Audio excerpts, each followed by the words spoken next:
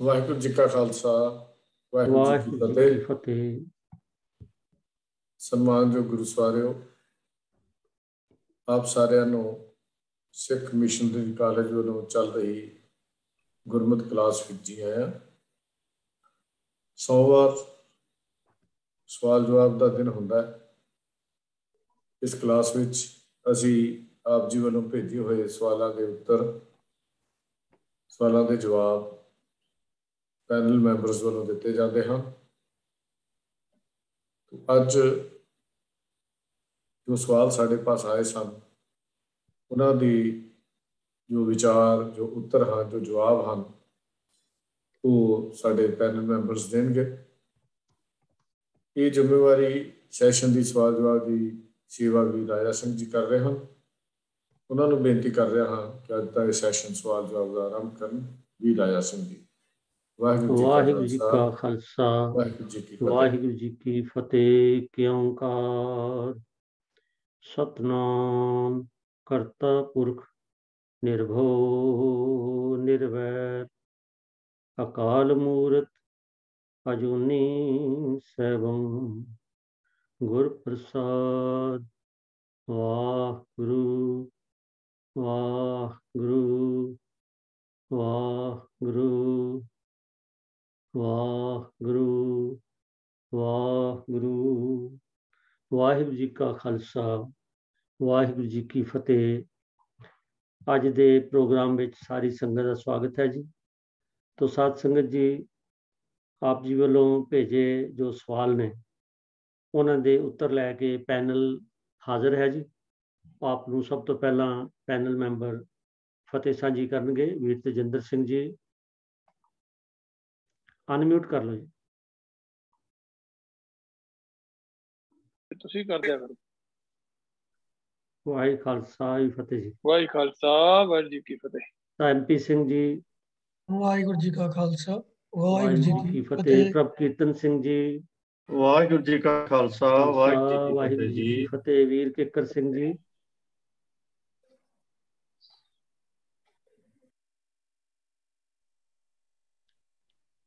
ਹਾਂਜੀ ਸਾ ਕਿੱਕਰ ਸਿੰਘ ਜੀ, ਹਾਂਜੀ ਵਾਹਿਗੁਰੂ ਜੀ ਕਾ ਖਾਲਸਾ ਵਾਹਿਗੁਰੂ ਜੀ ਕੀ ਫਤਿਹ। ਸਾਜਗੀਰ ਸਿੰਘ ਜੀ, ਵਾਹਿਗੁਰੂ ਜੀ ਕਾ ਖਾਲਸਾ ਵਾਹਿਗੁਰੂ ਜੀ ਕੀ ਫਤਿਹ। ਸਾ ਮਨਮੋਹਨ ਸਿੰਘ ਜੀ ਤਾਂ ਭੈਣ ਮਨਿੰਦਰ ਕੌਰ ਜੀ ਹਾਜ਼ਰ ਨਹੀਂ ਲੱਗਦੇ, ਤੋ ਵੀਰ ਹਰਜੀਤ ਸਿੰਘ ਜੀ ਵੀ ਹਾਜ਼ਰ ਨੇ ਆਪ ਦੀ ਸੇਵਾ 'ਚ। ਤੋ ਆਓ ਸਤ ਸੰਗੀਓ, ਆਪ ਜੀ ਦੀ ਬੜੀ ਕਿਰਪਾ ਹੈ। ਆਪ ਜੀ ਨੇ ਵੱਖ-ਵੱਖ ਵਿਸ਼ਿਆਂ ਤੇ ਸਵਾਲ ਭੇਜੇ ਨੇ, ਤੋ ਪੈਨਲ ਮੈਂਬਰਸ ਨੇ ਆਪਸ ਵਿੱਚ ਸਲਾਹ ਮਸ਼ਵਰਾ ਕਰਕੇ ਔਰ ਗੁਰਬਾਣੀ ਦਾ ਆਸਰਾ ਲੈਂਦਿਆਂ ਜੋ ਵੀ ਉੱਤਰ ਤਿਆਰ ਹੋ ਸਕੇ ਆਪ ਜੀ ਦੀ ਸੇਵਾ 'ਚ ਹਾਜ਼ਰ ਨੇ। ਤੋ ਇੱਕ ਸਵਾਲ ਜਿਹੜਾ ਸਾਨੂੰ ਪਿਛਲੇ ਹਫਤੇ ਵੀ ਪੈਂਡਿੰਗ ਕਰਨਾ ਪਿਆ ਸੀ, ਪਹਿਲਾਂ ਤਾਂ ਮੈਂ ਉਹਨਾਂ ਪਾਸੋਂ ਖਿਮਾ ਮੰਗਦਾ ਵੀ ਇਹ ਲੇਟ ਹੋ ਗਿਆ। ਉਹ ਸਵਾਲ ਇਹ ਹੈ ਕਿ ਵੀ ਕਈ ਗੁਰੂ ਪੁੱਤਰਾਂ ਨੇ ਵੀ ਗੁਰੂ ਆਸ਼ੇ ਅਨੁਸਾਰ ਸੰਪੂਰਨ ਤੌਰ ਤੇ ਆਪਣੀ ਜੀਵਨ ਨਹੀਂ ਜੀਵੀ। ਇਹਦਾ ਕਾਰਨ ਕੀ ਹੋ ਸਕਦਾ ਹੈ? ਤੋ ਬੇਨਤੀ ਹੈ ਵੀਰ ਤੇਜਿੰਦਰ ਸਿੰਘ ਜੀ, ਵੀ ਤੁਸੀਂ ਕਿਰਪਾ ਕਰਕੇ ਇਸ ਵਿਸ਼ੇ ਤੇ ਚਾਨਣਾ ਪਾਓ ਕਿ ਕੁਝ ਗੁਰੂ ਪੁੱਤਰ ਜਿਹੜੇ ਨੇ, ਉਹਨਾਂ ਨੇ ਜਿਸ ਤਰ੍ਹਾਂ ਗੁਰੂ ਸਾਹਿਬਾਨ ਦਾ ਰੋਸ਼ਨਮਈ ਜੀਵਨ ਸੀ, ਉਹੋ ਜਿਹਾ ਜੀਵਨ ਸ਼ਾਇਦ ਨਹੀਂ ਹੋ ਸਕਿਆ ਜਾਂ ਅਸੀਂ ਸਮਝ ਨਹੀਂ ਸਕੇ। ਵੀਰ ਤੇਜਿੰਦਰ ਸਿੰਘ। ਵਾਹਿਗੁਰੂ ਜੀ ਕਾ ਖਾਲਸਾ ਵਾਹਿਗੁਰੂ ਜੀ ਕੀ ਫਤਿਹ। ਸਾਡਾ ਸਾਰੇ ਸਵਾਲਾਂ ਦੇ ਜਿਹੜੇ ਜਵਾਬ ਨੇ, ਉਹ ਸਾਨੂੰ ਖੁਸ਼ਕਿਸਮਤੀ ਹੈ ਕਿ ਸ੍ਰੀ ਗੁਰੂ ਗ੍ਰੰਥ ਸਾਹਿਬ ਵਿੱਚੋਂ ਹੀ ਸਾਨੂੰ ਮਿਲ ਜਾਂਦੇ ਹਨ। ਤੇ ਸਾਡੇ ਜੀਵਨ ਦਾ ਆਧਾਰ ਵੀ ਗੁਰੂ ਗ੍ਰੰਥ ਸਾਹਿਬ ਦੀ ਬਾਣੀ ਹੈ। ਤੇ ਇਸ ਸਵਾਲ ਦਾ ਜਵਾਬ ਵੀ ਅਸੀਂ ਸ੍ਰੀ ਗੁਰੂ ਗ੍ਰੰਥ ਸਾਹਿਬ ਜੀ ਪਾਸੋਂ ਪੁੱਛਦੇ ਹਾਂ ਕਿ ਐਸਾ ਕਿਉਂ ਹੈ।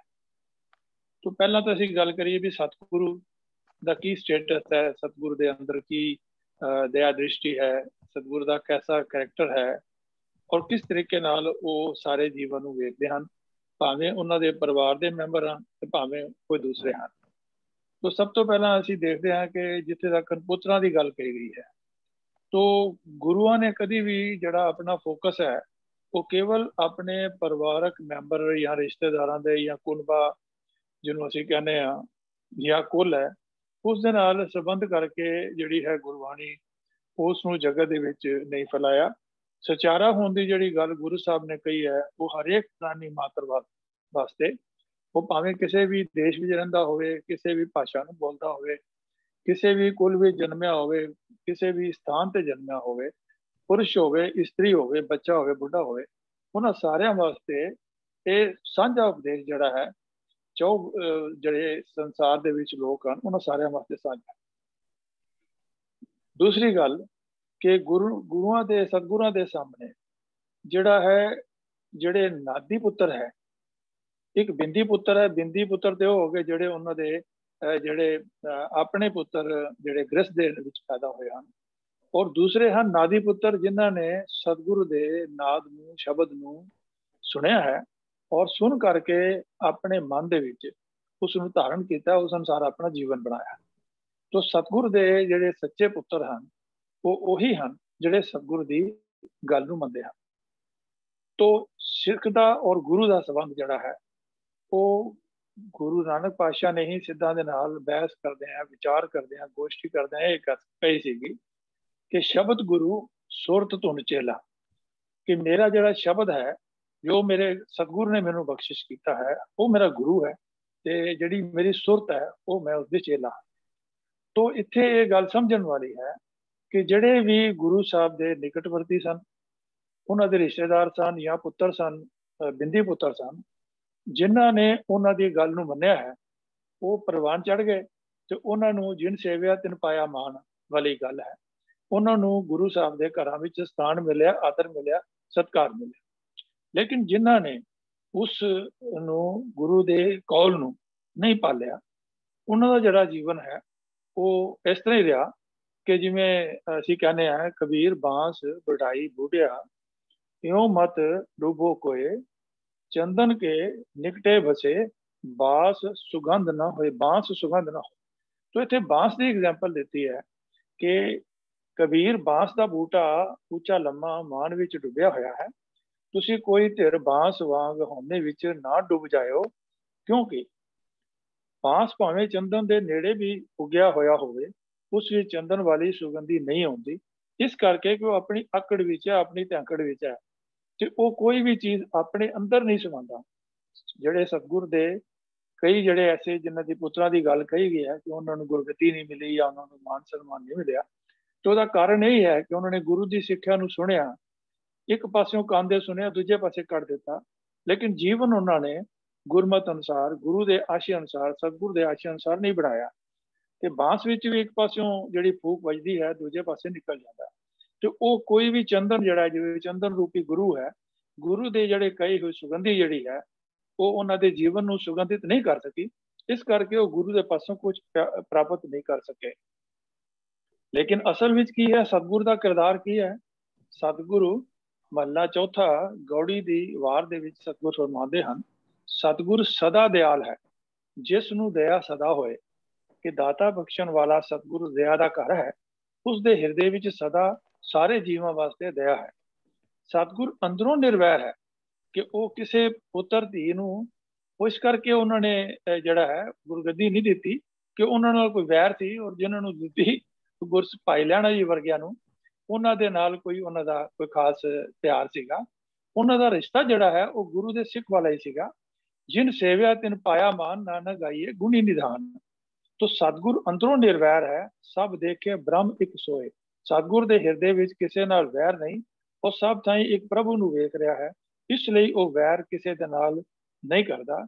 ਨਿਰਵੈਰ ਨਾਲ ਜੇ ਵੈਰ ਚਲਾਏਂਦੇ, ਤਿਨ ਵਿੱਚੋਂ ਤਿਸ਼ਟਿਆ ਨਾ ਕੋਈ। ਪਰ ਕਈ ਮੂਰਖ ਮਨੁੱਖ ਨਿਰਵੈਰ ਗੁਰੂ ਨਾਲ ਵੀ ਵੈਰ ਕਰਨੋਂ ਨਹੀਂ ਮੁੜਦੇ। ਜੋ ਮਨੁੱਖ ਨਿਰਵੈਰਾਂ ਨਾਲ ਵੈਰ ਕਰਦੇ ਹਨ, ਉਹਨਾਂ ਵਿੱਚੋਂ ਸ਼ਾਂਤੀ ਕਦੀ ਕਿਸੇ ਦੇ ਹਿਰਦੇ ਵਿੱਚ ਨਹੀਂ ਆਈ। ਇਹ ਸਿੱਖ ਇਤਿਹਾਸ ਵਿੱਚ ਵੀ ਅਸੀਂ ਦੇਖਿਆ ਹੈ ਕਿ ਕਿਸ ਤਰ੍ਹਾਂ ਜਿਹੜੇ ਪ੍ਰਿਥੀ ਚੰਦ ਤੋਂ ਸ਼ੁਰੂ ਹੋ ਕਰਕੇ ਉਸ ਤੋਂ ਪਹਿਲਾਂ ਗੁਰੂ ਨਾਨਕ ਪਾਤਸ਼ਾਹ ਦੇ ਜਿਹੜੇ ਆਪਣੇ ਪੁੱਤਰ ਹਨ ਸ੍ਰੀ ਚੰਦ ਤੇ ਲక్ష్ਮੀ ਦਾਸ, ਔਰ ਉਹਨਾਂ ਤੋਂ ਜੋ ਭਾਈ ਜਿਹੜੀ ਸੱਤਾ ਔਰ ਬਲਵੰਡ ਨੇ ਰਾਮਕਲੀ ਕੀ ਵਾਰ ਉਚਾਰਨ ਕੀਤੀ ਹੈ, ਉਸ ਦੇ ਵਿੱਚ ਲਿਖਿਆ ਹੈ ਉਹਨਾਂ ਨੇ ਕਿ ਪੁੱਤਰੀ ਕੌਲ ਨਾ ਪਾਲਿਓ, ਕਰ ਪੀਰੋਂ ਕੰਨ ਮੁਰਟੀਏ। ਕਿ ਉਹ ਅੰਦਰੋਂ ਦਿਲੋਂ ਜਿਹੜੇ ਹਨ ਉਹ ਖੋਟੇ ਹੋਏ, ਉਹਨਾਂ ਨੇ ਗੁਰੂ ਨਾਨਕ ਪਾਤਸ਼ਾਹ ਦੀ ਜਿਹੜੀ ਗੱਲ ਉਹਨਾਂ ਨੇ ਨਹੀਂ ਜਿਹੜੀ ਹੈ ਮੰਨੀ। ਇਸ ਕਰਕੇ ਉਹਨਾਂ ਦੇ ਅੰਦਰ ਜਿਹੜੀ ਹੈ ਗੁਰੂ ਦੀ ਮੱਤ ਜਿਹੜੀ ਹੈ ਉਹ ਆ ਨਹੀਂ ਸਕੀ। ਲੇਕਿਨ ਗੁਰਬਾਣੀ ਸਾਨੂੰ ਇਹ ਕਹਿੰਦੀ ਹੈ ਕਿ ਜਿਵੇਂ ਭਾਈ ਲਹਿਣੇ ਨੂੰ ਉਹਨਾਂ ਨੇ ਸਿੱਖਾਂ ਪੁੱਤਰਾਂ ਘੋਖ ਕੇ ਸਭ ਉਮਤ ਵੇਖੋ ਜੇ ਕਿਉਂ ਨਾ, ਇਹ ਸਾਰੀ ਸੰਗਤ ਵੇਖੋ ਜੋ ਉਸ ਗੁਰੂ ਨਾਨਕ ਨੇ ਕੀਤਾ ਆਪਣੇ ਸਿੱਖਾਂ ਤੇ ਪੁੱਤਰਾਂ ਨੂੰ ਪਰਖ ਕੇ ਘੋਖ ਕੇ, ਜਾਂ ਸੁਧੋਸ ਤਾਂ ਲਹਿਣਾ ਟਿਕਿਓ। ਕਿ ਜਦੋਂ ਭਾਈ ਲਹਿਣਾ ਜੀ ਦੇ ਰੂਪ ਦੇ ਅੰਦਰ ਉਹਨਾਂ ਨੇ ਗੁਰੂ ਨਾਨਕ ਪਾਤਸ਼ਾਹ ਦੀ ਸੇਵਾ ਕੀਤੀ ਤੇ ਉਹਨਾਂ ਨੇ ਉਹਨਾਂ ਦੇ ਅੰਦਰ ਪੂਰੀ ਤਰੀਕੇ ਨਾਲ ਉਹਨਾਂ ਨੂੰ ਠਣਕਾ ਕੇ ਦੇਖਿਆ, ਜਿਵੇਂ ਉਹਨਾਂ ਨੂੰ ਟਿਕਾਈ ਦੇਣਾ ਟਿਕਿਓ, ਉਹਨਾਂ ਨੂੰ ਚੰਗੀ ਤਰੀਕੇ ਨਾਲ ਉਹਨਾਂ ਨੇ ਚੁਣਿਆ, ਉਹਨਾਂ ਨੂੰ ਠਣਕ ਕੇ ਦੇਖਿਆ, ਜਿਵੇਂ ਕੋਈ ਭਾਂਡਾ ਲਈਦਾ ਉਹਨੂੰ ਠਣਕਾ ਕੇ ਦੇਖੀਦਾ ਹੈ ਕਿ ਕੱਚਾ ਹੈ ਕਿ ਪਿੱਲਾ ਹੈ।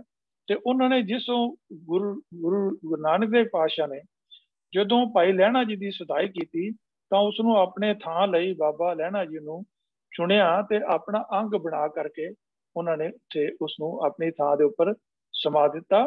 ਜੋਤ ਸਮਾਣੀ ਜੋਤ ਮਾਏ ਆਪ ਆਪੇ ਛੇਤੀ ਮਿਕਿਓ, ਕਿ ਗੁਰੂ ਨਾਨਕ ਸਾਹਿਬ ਦੀ ਆਤਮਾ ਬਾਬਾ ਲਹਿਣਾ ਜੀ ਦੀ ਆਤਮਾ ਵਿੱਚ ਕਿਉਂ ਮਿਲ ਗਈ ਕਿ ਗੁਰੂ ਨਾਨਕ ਨੇ ਆਪਣੇ ਆਪ ਨੂੰ ਆਪੇ ਬਾਬਾ ਲਹਿਣਾ ਜੀ ਨਾਲ ਸਾਵਾ ਕਰ ਲਿਆ, ਬਰਾਬਰ ਕਰ ਲਿਆ।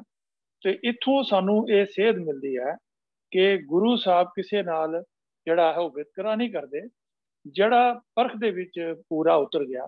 ਸਮਾਂ ਨਹੀਂ ਕਿ ਗੁਰੂ ਨਾਨਕ ਪਾਤਸ਼ਾਹ ਨੇ ਕਿਵੇਂ ਭਾਈ ਲਹਿਣਾ ਜੀ ਨੂੰ ਪਰਖਿਆ ਉਸ ਦਾ ਵਿਸਤਾਰ ਕੀਤਾ ਜਾ ਸਕੇ, ਲੇਕਿਨ ਸਾਰੇ ਅਸੀਂ ਜਾਣਦੇ ਹਾਂ ਕਿ ਕਿਵੇਂ ਗੁਰੂ ਨਾਨਕ ਪਾਤਸ਼ਾਹ ਨੇ ਭਾਈ ਲਹਿਣਾ ਜੀ ਨੂੰ ਪਰਖਿਆ ਤੇ ਭਾਈ ਲਹਿਣਾ ਜੀ ਕਿਵੇਂ ਜਿਹੜੇ ਹਨ ਉਸ ਤੇ ਪੂਰੇ ਉੱਪਰ। ਇਸ ਤੋਂ ਬਾਅਦ ਵੀ ਭਾਈ ਲਹਿਣਾ ਜੀ ਨੇ ਵੀ ਭਾਈ ਬਾਬਾ ਅਮਰਦਾਸ ਜੀ ਦੀ ਜਿਹੜੀ ਸੇਵਾ ਹੈ ਉਸ ਦੀ ਘਾਲਨਾ ਦੇ ਕਰਕੇ ਉਹਨਾਂ ਨੂੰ ਗੁਰਗੱਦੀ ਦੀ ਬਖਸ਼ਿਸ਼ ਕੀਤੀ ਹੈ, ਭਾਵੇਂ ਉਹਨਾਂ ਦੇ ਕੋਈ ਰਿਸ਼ਤੇਦਾਰ ਨਹੀਂ ਸੀ। ਤੇ ਭਾਈ ਲਹਿਣਾ ਜੀ ਨੇ ਵੀ ਬਾਬਾ ਜੇਠਾ ਜੀ ਨੂੰ ਜਿਹੜਾ ਹੈ ਉਹ ਦੇਖ ਕਰਕੇ ਉਹਨਾਂ ਦੀ ਸੇਵਾ ਭਾਵਨਾ ਨੂੰ ਦੇਖ ਕਰਕੇ ਬਾਬਾ ਰਾਮਾ ਜੀ ਨੇ ਵੀ ਸੇਵਾ ਕੀਤੀ, ਲੇਕਿਨ ਉਹ ਪੂਰੇ ਨਹੀਂ ਉਤਰੇ ਉਹਨਾਂ ਦੇ ਪਰਖ ਉੱਤੇ। ਤੇ ਇਸ ਕਰਕੇ ਗੁਰਗੱਦੀ ਜਿਹੜੀ ਹੈ ਉਹ ਬਾਬਾ ਜੇਠਾ ਜੀ ਨੂੰ ਮਿਲੀ ਔਰ ਗੁਰੂ ਰਾਮਦਾਸ ਜੀ ਦੇ ਰੂਪ ਦੇ ਅੰਦਰ ਉਹ ਜਿਹੜੇ ਉਹ ਸਾਡੇ ਸਾਹਮਣੇ ਆਏ। ਤੋਂ ਇਹੀ ਪ੍ਰਕਿਰਿਆ ਜਿਹੜੀ ਅੱਗੇ ਵੀ ਗਈ ਕਿ ਭਾਵੇਂ 4-4 5-5 ਪੁੱਤਰ ਵੀ ਹੋਏ ਨੇ ਕਈ ਵਾਰੀ, ਤੇ ਆਪਣੇ ਪੁੱਤਰਾਂ ਨੂੰ ਛੱਡ ਕੇ ਗੁਰੂ ਹਰਗੋਬਿੰਦ ਪਾਤਸ਼ਾਹ ਜੀ ਨੇ ਅੱਗੋਂ ਜਿਹੜੇ ਜਾ ਕੇ ਆਪਣੇ ਪੋਤਰੇ ਨੂੰ ਜਾ ਕਰਕੇ ਗੁਰਗੱਦੀ ਜਿਹੜੀ ਹੈ ਉਹ ਬਾਬਾ ਹਰ ਰਾਏ ਜੀ ਨੂੰ ਗੁਰਗੱਦੀ ਦੇ ਦਿੱਤੀ। ਫਿਰ ਗੁਰੂ ਹਰ ਰਾਏ ਸਿੰਘ ਜੀ ਨੇ ਰਾਮ ਰਾਏ ਨੂੰ ਛੱਡ ਕੇ ਤੇ ਗੁਰੂ ਹਰਕ੍ਰਿਸ਼ਨ ਪਾਤਸ਼ਾਹ ਜੀ ਨੂੰ ਗੁਰਗੱਦੀ ਦੇ ਦਿੱਤੀ। ਤੋਂ ਇੱਥੇ ਅਸੀਂ ਦੇਖਦੇ ਹਾਂ ਕਿ ਸਤਿਗੁਰੂ ਜਿਹੜੇ ਆ ਉਹ ਨਿਰਵੈਰ ਹਨ, ਉਹ ਨਿਰਪੱਖ ਹਨ, ਔਰ ਉਹਨਾਂ ਨੇ ਜਿਸ ਨੂੰ ਠੀਕ ਸਮਝਿਆ ਹੈ, ਪਰਖ ਉੱਤੇ ਜਿਹੜੇ ਠੀਕ ਆਏ ਹਨ ਉਹਨਾਂ ਨੂੰ ਹੀ ਮਾਨ ਬਖਸ਼ਿਆ ਹੈ। ਆਸ ਹੈ ਆਪ ਜੀ ਨੂੰ ਇਸ ਦਾ ਜਵਾਬ ਮਿਲ ਗਿਆ ਹੋਵੇਗਾ। ਭੁੱਲ ਚੁੱਕ ਦੀ ਖਿਮਾ। ਵਾਹਿਗੁਰੂ ਜੀ ਕਾ ਖਾਲਸਾ, ਵਾਹਿਗੁਰੂ ਜੀ ਕੀ ਫਤਿਹ। ਵਾਹਿਗੁਰੂ ਜੀ ਕੀ ਫਤਿਹ। ਤੋ ਜਿਸ ਨੂੰ ਠੀਕ ਸਮਝਿਆ ਉਸ ਨੂੰ ਗੱਦੀ ਦਿੱਤੀ। ਤੋ ਤਖਤ ਬਹਿ ਤਖਤੇ ਕੀ ਲਾਏ, ਪੰਜ ਸਮਾਏ ਗੁਰਮਤਿ ਪਾਏ, ਬਾਣੀ ਦਾ ਫਰਮਾਨ। ਤੋ ਵੀਰ ਜੀ ਨੇ ਬੜੇ ਸੁੰਦਰ ਤਰੀਕੇ ਨਾਲ ਦੱਸਿਆ। ਤੋ ਸਾਧ ਸੰਗਤ ਸਾਡੇ ਮਨ 'ਚ ਕੋਈ ਮੁਗਾਲਤਾ ਨਹੀਂ ਰਹਿਣਾ ਚਾਹੀਦਾ।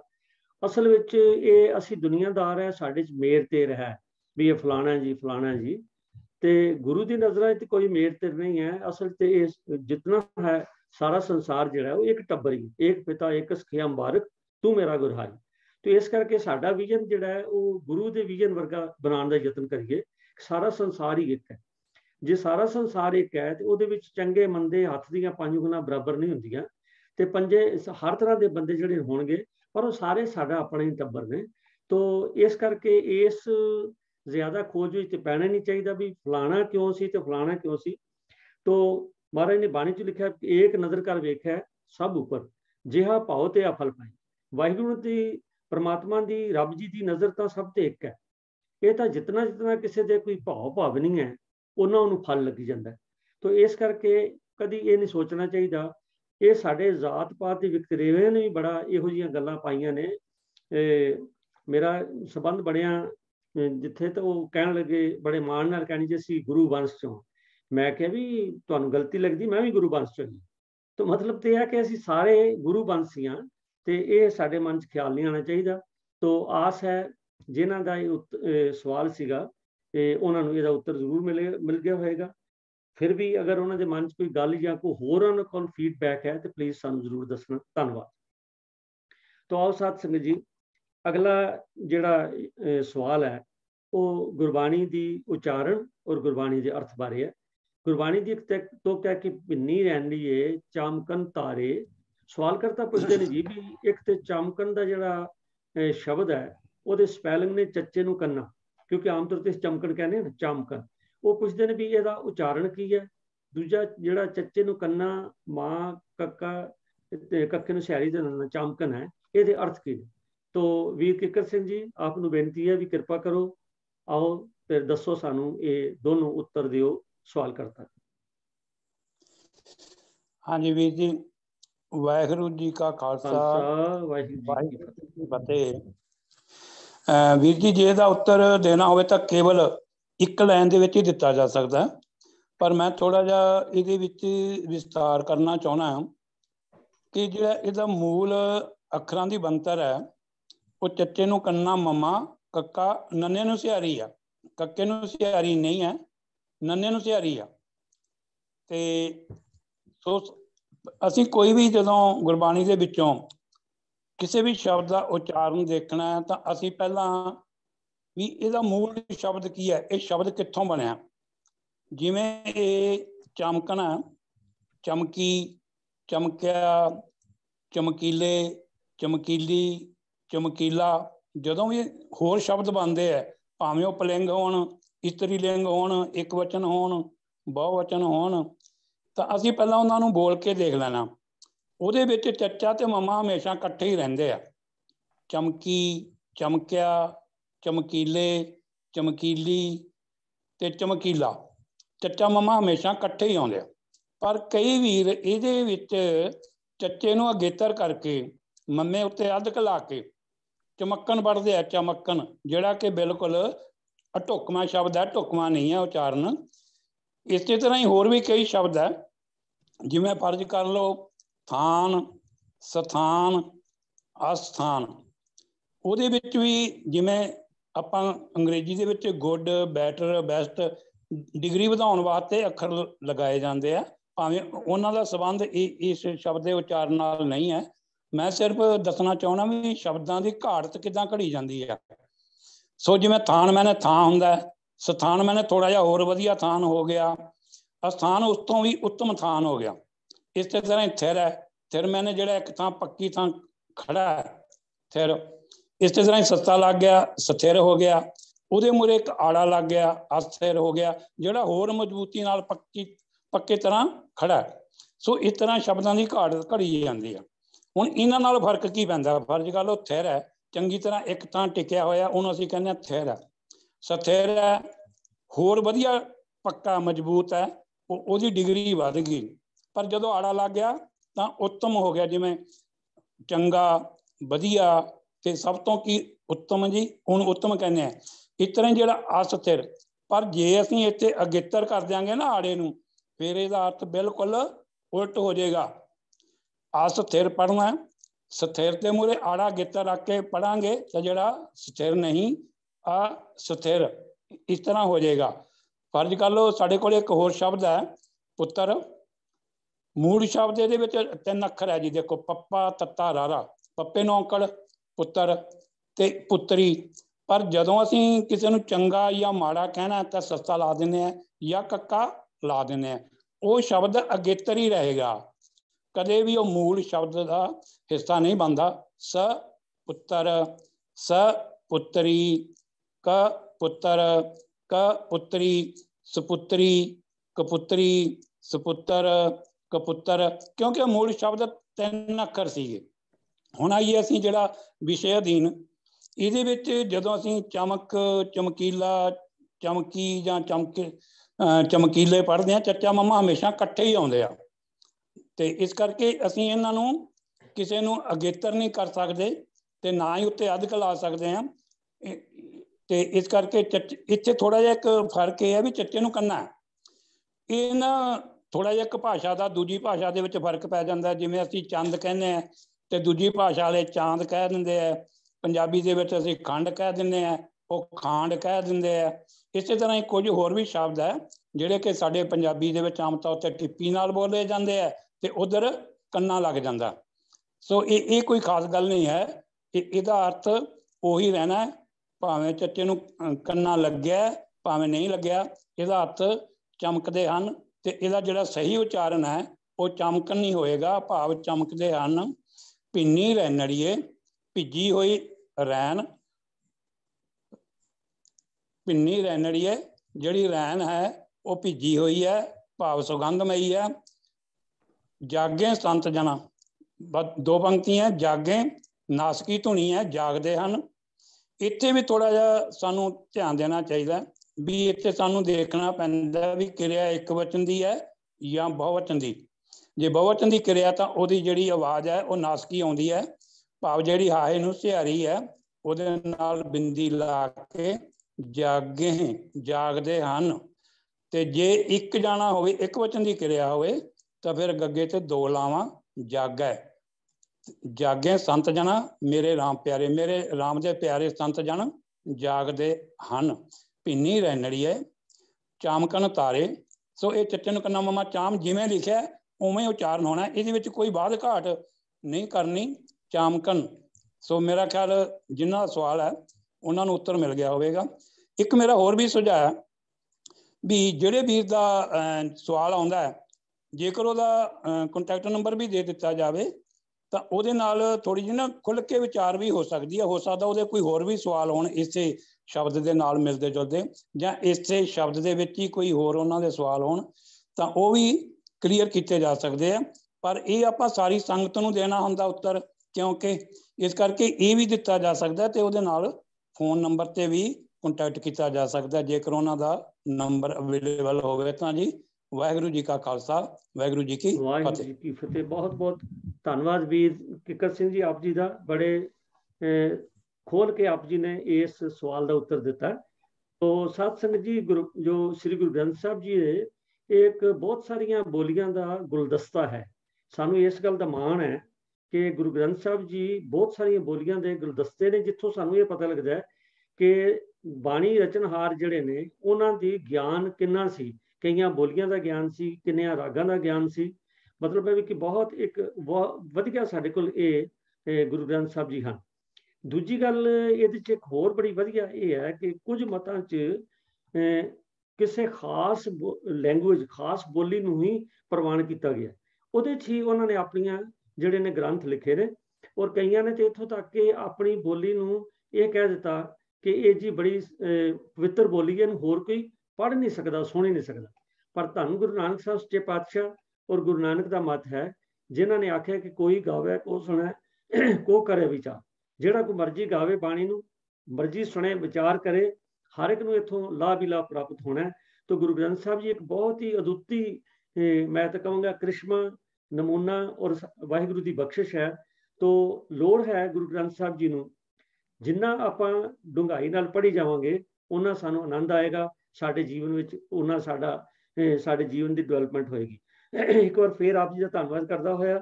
ਤੋ ਸਾਧ ਸੰਗਤ ਜੀ, ਅਗਲਾ ਜਿਹੜਾ ਸਵਾਲ ਹੈ ਉਹ ਵੀ ਗੁਰਬਾਣੀ ਦੀ ਉਚਾਰਨ ਬਾਰੇ ਹੈ। ਗੁਰਬਾਣੀ ਦਾ ਸ੍ਰੀ ਗੁਰੂ ਗ੍ਰੰਥ ਸਾਹਿਬ ਦੇ ਪੰਨਾ 434 ਤੇ ਜਿਸ ਪੱਟੀ ਨਾਂ ਦੀ ਜਿਹੜੀ ਬਾਣੀ ਹੈ ਜੀ, ਪੱਟੀ ਸਿਰਲੇਖ ਦੀ, ਉਹ ਚਾਹੁੰਦੇ ਰੀਰੀ ਲੱਲੀ ਪਾਪ ਕਮਾਣੇ ਪੜ੍ਹ ਅਵਗਣ ਗੁਣ ਵਿਸਰਿਆ। ਇਸ ਤੋਂ ਪਹਿਲਾਂ ਮੈਂ ਖਿਮਾ ਮੰਗਣਾ ਚਾਹੁੰਦਾ ਕਿ ਮੈਂ ਸਪੈਲਿੰਗ ਜਿਹੜੇ ਚਾਮਕਣ ਦੇ ਸੀਗੇ ਉਹ ਸਿਹਾਰੀ ਨੰਨੇ ਨੂੰ ਸੀ, ਮੈਂ ਕੱਕੇ ਨੂੰ ਬੋਲ ਦਿੱਤੀ, ਮੈਂ ਉਹਦੀ ਖਿਮਾ ਮੰਗਦਾ। ਤੋ ਆਓ ਸਾਧ ਸੰਗਤ, ਅਗਲਾ ਜਿਹੜਾ ਸਵਾਲ ਹੈ ਉਹ ਹੈ ਰੀਰੀ ਲੱਲੀ ਪਾਪ ਕਮਾਣੇ ਪੜ੍ਹ ਅਵਗਣ ਗੁਣ ਵਿਸਰਿਆ। ਇਹਦੇ ਅਰਥ ਕੀ ਨੇ? ਸਾਨੂੰ ਇਹ ਸਵਾਲ ਆਇਆ ਤੇ ਵੀਰ ਜਗੀਰ ਸਿੰਘ ਜੀ ਕਿਰਪਾ ਕਰਕੇ ਇਸ ਤੁਕ ਦੇ ਅਰਥ ਸਾਨੂੰ ਸਮਝਾਉਣਗੇ। ਵੀਰ ਜਗੀਰ ਸਿੰਘ। ਵਾਹਿਗੁਰੂ ਜੀ ਕਾ ਖਾਲਸਾ, ਵਾਹਿਗੁਰੂ ਜੀ ਕੀ ਫਤਿਹ। ਆਇਓ ਅੰਗੈ ਸਭ ਜਗ ਆਇਆ, ਕਾਖੈ ਕੰਗੈ ਕਾਲ ਭਿਆ, ਰੀਰੀ ਲੱਲੀ ਪਾਪ ਕਮਾਣੇ ਪੜ੍ਹ ਅਵਗਣ ਗੁਣ ਵਿਸਰਿਆ। ਇਹ ਜਿਹੜੀਆਂ ਪੰਕਤੀਆਂ ਨੇ ਜੀ, ਇਹ ਰਾਗ ਆਸਾ ਦੇ ਵਿੱਚ ਪੱਟੀ ਗੁਰੂ ਅਮਰਦਾਸ ਜੀ ਨੇ ਲਿਖੀ ਹੈ।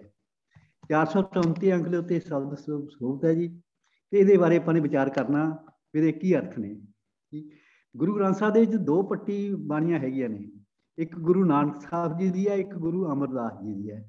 ਗੁਰੂ ਨਾਨਕ ਸਾਹਿਬ ਜੀ ਦੀ ਬਾਣੀ 432 ਅੰਕ ਤੋਂ ਸ਼ੁਰੂ ਹੁੰਦੀ ਹੈ ਪੱਟੀ, ਇਹਦੇ ਵਿੱਚ 35 ਸ਼ਬਦ ਨੇ, ਤੇ ਜਿਹੜੀ ਗੁਰੂ ਅਮਰਦਾਸ ਜੀ ਦੀ ਬਾਣੀ ਆ ਉਹਦੇ ਵਿੱਚ 18 ਸ਼ਬਦ ਨੇ ਜੀ।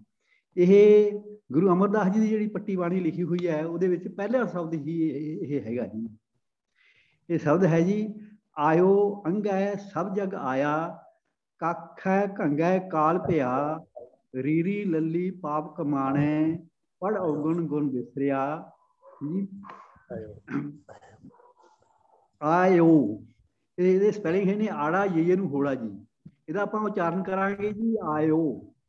ਆਇਓ, ਆਇਓ ਦਾ ਮਤਲਬ ਹੈ ਆ, ਇਹ ਜੇ ਨੂੰ ਹੋੜਾ ਆ ਗਿਆ। ਇਹਦਾ ਉਚਾਰਨ ਕਰਾਂਗੇ ਆੜਾ ਈੜੀ ਤੇ ਊੜਾ। ਜਿਸ ਤਰ੍ਹਾਂ 12 ਮਾਹ ਦੀ ਬਾਣੀ ਹੈ, ਗੁਰੂ ਸਾਹਿਬ ਜੀ ਨੇ ਮਹੀਨਿਆਂ ਦੇ ਨਾਂ ਲੈ ਕੇ ਸਾਨੂੰ ਸੰਬੋਧਨ ਕੀਤਾ। ਇਸੇ ਤਰ੍ਹਾਂ 52 ਅੱਖਰੀ ਹੈਗੀ ਹੈ, ਉਹਦੇ ਵਿੱਚ ਵੀ ਆੜਾ ਅੱਖਰਾਂ ਦੇ ਨਾਲ ਸੰਬੋਧਨ ਕਰਕੇ ਸਾਨੂੰ ਸੰਬੋਧਨ ਕੀਤਾ ਗੁਰੂ ਸਾਹਿਬ ਜੀ ਨੇ। ਇਹ ਜਿਹੜੀ ਪੱਟੀ ਬਾਣੀ ਹੈ, ਇਹਦੇ ਵਿੱਚ ਵੀ ਅੱਖਰ ਦੇ ਨਾਲ ਸਾਨੂੰ ਸੰਬੋਧਨ ਕੀਤਾ ਗਿਆ ਹੈਗਾ ਜੀ। ਇਹਦੇ ਵਿੱਚ ਹੈ ਆਇਓ। ਆਇਓ ਦਾ ਮਤਲਬ ਹੈ ਆਇਓ ਆੜਾ ਈੜੀ ਊੜਾ, ਆ ਏ ਓ, ਇਹ 3 ਅੱਖਰ ਬਣ ਗਏ ਆਇਓ ਦੇ, ਆੜਾ ਈੜੀ ਊੜਾ। ਅੰਗ ਹੈ, ਅੰਗੇ ਦਾ ਮਤਲਬ ਹੈ ਅੰਗ ਜਮਾ ਆ, 2 ਅੱਖਰਾਂ ਦਾ ਮੇਲ ਬਣ ਗਿਆ ਅੰਗ ਹੈ। ਇਹ ਕਾਖੈ ਘੰਗੈ, ਕਾਖੈ, ਕਾਖੈ ਦਾ ਮਤਲਬ ਹੈ ਕੱਕਾ ਤੇ ਖੱਖਾ, ਘੰਗੈ ਘੱਗਾ, ਗੱਗਾ ਘੱਗਾ ਗੰਗਾ। ਕਾਖੈ ਖੰਗਾ ਦਾ ਮਤਲਬ ਹੈ ਕੱਕਾ ਖੱਖਾ ਗੱਗਾ। ਇਹਨਾਂ ਅੱਖਰਾਂ ਦੇ ਨੂੰ ਲੈ ਕੇ ਗੁਰੂ ਸਾਹਿਬ ਜੀ ਸਾਨੂੰ ਬਾਣੀ ਨਾਲ ਸੰਬੋਧਨ ਕਰਦੇ ਨੇ ਜੀ। ਹੁਣ ਅਗਲੀ ਪੰਕਤੀ ਹੈ ਜੀ ਰੀਰੀ ਲੱਲੀ। ਇਹ ਵੀ ਹਿੰਦੀ ਦੇ ਅੱਖਰ ਨੇ, ਰੀਰੀ ਲੱਲੀ, ਇਹ ਵੀ ਹਿੰਦੀ ਦੇ ਹੇਠਲੇ ਅੱਖਰ ਨੇ। ਜਿਵੇਂ ਆਪਾਂ ਲਿਖਦੇ ਹਾਂ ਰਿਸ਼ੀ ਰੀ ਜੀ, ਇਵੇਂ ਕਹਿੰਦੇ ਰੀ ਰੀ ਲੀ ਤੇ ਲੀ, ਇਹ 4 ਅੱਖਰ ਬਣ ਜਾਂਦੇ ਨੇ। ਇਹਨਾਂ 4 ਅੱਖਰਾਂ ਦੀ ਥਾਂ ਤੇ ਆਪਾਂ ਨੇ ਗੁਰੂ ਸਾਹਿਬ ਜੀ ਨੇ ਰੀਰੀ ਲੱਲੀ ਅੱਖਰ ਵਰਤਿਆ ਹੋਇਆ। ਰੀਰੀ ਮਤਲਬ ਹੈ ਰੀ, ਰੀ ਦਾ ਮਤਲਬ ਹੈ ਰੀ ਤੇ ਰੀ, ਲੱਲੀ ਦਾ ਮਤਲਬ ਹੈ ਲੀ ਤੇ ਲੀ। ਇਹਨਾਂ ਅੱਖਰਾਂ ਦੇ ਨਾਲ ਸੰਬੋਧਨ ਕਰਕੇ ਬਾਣੀ ਉਚਾਰਨ ਕੀਤੀ ਗਈ ਹੈ ਜੀ।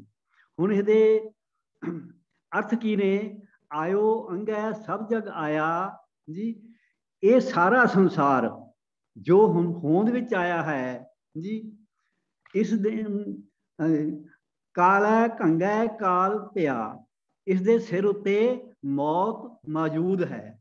ਇਹਦਾ ਮਤਲਬ ਇਹ ਹੈ ਭਾਵ ਸਾਰਾ ਸੰਸਾਰ ਨਾਸਵੰਤ ਹੈ। ਪਰ ਰੀਰੀ ਲੱਲੀ ਪਾਪ ਕਮਾਣੇ, ਪੜ ਔਗਣ ਗੁਣ ਵਿਸਰਿਆ। ਪਰ ਜੀਵ ਮੌਤ ਨੂੰ ਭੁਲਾ ਕੇ ਔਗਣ ਪੈਦਾ ਕਰਨ ਵਾਲੀਆਂ ਗੱਲਾਂ ਪੜ੍ਹ ਕੇ ਗੁਣ ਵਿਸਾਰ ਦਿੰਦੇ ਹਨ ਅਤੇ ਪਾਪ ਕਮਾਉਂਦੇ ਹਨ। ਮਨ ਐਸਾ ਲੇਖਾ ਤੂੰ ਕੀ ਪੜਿਆ, ਲੇਖਾ ਦੇਣਾ ਤੇਰੇ ਸਿਰ ਰਿਹਾ। ਇਹ ਰਹਾਉ ਦੀਆਂ ਪੰਕਤੀਆਂ ਨੇ ਜੀ। ਇਹਦਾ ਵੀ ਅਰਥ ਕਰਨੇ ਜ਼ਰੂਰੀ ਨੇ ਵੀ ਜਿਹੜੇ ਲੇਖਾ ਪੜ੍ਹਨ ਦੇ ਨਾਲ ਸਾਡੇ ਲੇਖਾ ਮੁੱਕੇ ਨਾ, ਉਹ ਪੜ੍ਹਨ ਦਾ ਕੀ ਫਾਇਦਾ। ਇਹਦੇ ਵਿੱਚ ਕਹੇ ਮਨ, ਹੇ ਮਨ ਲੇਖਾ ਲੈਣਾ ਤੂੰ ਕੀ ਪੜਿਆ ਜੀ। ਹੇ ਮਨ ਸਿਰਫ ਅਜਿਹਾ ਲੇਖਾ ਹਿਸਾਬ ਕਿਤਾਬ ਪੜ੍ਹਨ ਦਾ ਤੈਨੂੰ ਕੋਈ ਲਾਭ ਨਹੀਂ ਜੀ, ਕੋਈ ਫਾਇਦਾ ਨਹੀਂ ਜੀ। ਲੇਖਾ ਦੇਣਾ ਤੇਰੇ ਸਿਰ ਰਿਹਾ। ਵੀ ਜਿਸ ਤਰ੍ਹਾਂ ਜਿਸ ਵਿੱਚ ਰੁੱਝਣ ਨਾਲ ਤੇਰੇ ਅਮਲਾਂ ਦਾ ਹਿਸਾਬ ਕਿਤਾਬ ਤੇਰੇ ਸਿਰ ਉੱਤੇ ਹੀ ਟਿਕਿਆ ਰਿਹਾ, ਮਤਲਬ ਤੈਨੂੰ ਲੇਖਾ ਦੇਣਾ ਪਏਗਾ। ਇਹਦੇ ਵਿੱਚ ਇਸ ਅਰਥ ਨੇ ਜੀ। ਇਹ ਵਾਹਿਗੁਰੂ ਜੀ ਕਾ ਖਾਲਸਾ, ਵਾਹਿਗੁਰੂ ਜੀ ਕੀ ਫਤਿਹ। ਹਰੇਕ ਨੂੰ ਹਰੇਕ ਕਰਮ ਦਾ ਲੇਖਾ ਦੇਣਾ ਪੈਣਾ। ਜੇ ਇਹ ਗੱਲ ਯਾਦ ਰਵੇ ਤਾਂ ਫਿਰ ਤਾਂ ਸਾਡੇ ਹੱਥ ਆਪਣੇ ਆਪ ਗਲਤ ਕੰਮ ਕਰਨ ਤੋਂ ਰੁਕ ਜਾਣ। ਤੋ ਅਗਲਾ ਸਵਾਲ ਹੀ ਕੁਝ ਇਹੋ ਜਿਹਾ ਹੈ ਕਿ ਇੱਕ ਜਿਹੜਾ ਅਗਲਾ ਸਵਾਲ ਹੈ ਉਹ ਕਹਿੰਦੇ ਵੀ ਕਈ ਵੀਰ ਭੈਣਾਂ ਜਿਸ ਵੇਲੇ ਅਰਦਾਸ ਕਰਦੇ ਨੇ, ਉਹ ਅਰਦਾਸ ਕਹਿੰਦੇ ਨੇ ਸਤਿਗੁਰੂ ਜੀ ਜੋ ਆਪ ਜੀ ਨੂੰ ਕੰਮ ਚੰਗੇ ਲੱਗਣ ਉਹ ਕਰਾਓ, ਜੋ ਆਪ ਜੀ ਨੂੰ ਚੰਗੇ ਨਾ ਲੱਗਣ ਨਾ ਕਰਾਓ। ਵੀ ਆਇਆ ਇਹ ਇਸ ਤਰ੍ਹਾਂ ਕਹਿਣਾ ਅਰਦਾਸ ਵਿੱਚ ਠੀਕ ਹੈ, ਜਾਂ ਰੱਬ ਵੀ ਕੋਈ ਮਾੜੇ ਕੰਮ ਸਾਡੇ ਤੋਂ ਕਰਵਾਉਂਦਾ, ਜਾਂ ਇਹਦਾ ਅਰਥ ਕੀ ਬਣਿਆ? ਵੀ ਜੇ ਹਾਲਾਂਕਿ ਇਹ ਕੋਈ ਕੋਡੀਫਾਈਡ ਨਹੀਂ ਹੈ, ਸਾਡੀ ਰਹਿਤ ਮਰਿਆਦਾ ਦਾ ਅੰਗ ਨਹੀਂ ਹੈ, ਪਰ ਅਰਦਾਸ ਵਿੱਚ ਖਾਸ ਕਰਕੇ ਡੇਰਿਆਂ ਦੀ ਅਰਦਾਸ, ਜਿਹੜੇ ਡੇਰਿਆਂ 'ਚ ਅਰਦਾਸ ਕੀਤੀ ਜਾਂਦੀ ਹੈ, ਉਹਨਾਂ 'ਚ ਇਹ ਤੁਕਾਂ ਜ਼ਰੂਰ ਬੋਲੀਆਂ ਜਾਂਦੀਆਂ, ਜੋ ਆਪ ਜੀ ਨੂੰ ਕੰਮ ਚੰਗੇ ਲੱਗਣ ਕਰਾਉਣਾ, ਜੋ ਨਾ ਚੰਗੇ ਲੱਗਣ ਨਾ ਕਰਾਉਣਾ।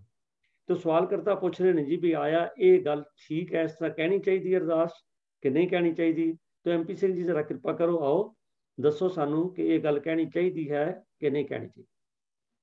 वाहिगुरू जी का खालसा, वाहिगुरू जी की फतेह। तो अरदास जो जिहदा जे अखरी अर्थ पहला समझिए कि भाई अरजदाश्त फारसी के लफज तो बनया है।